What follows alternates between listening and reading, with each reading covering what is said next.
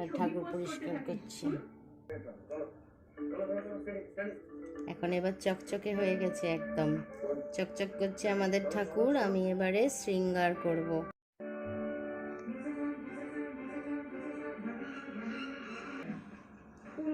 কথা বলছে ও কেমন হাঁপে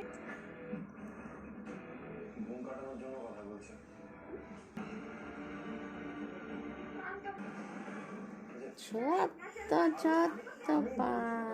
ভালোর জন্য বলছি, রাগ করে বলছি না।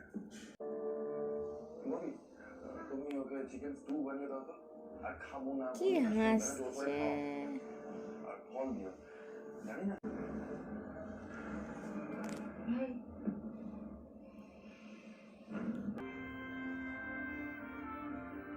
রেডি করে দিয়েছি, দেখো সবাই কমেন্ট করো কেমন লাগছে।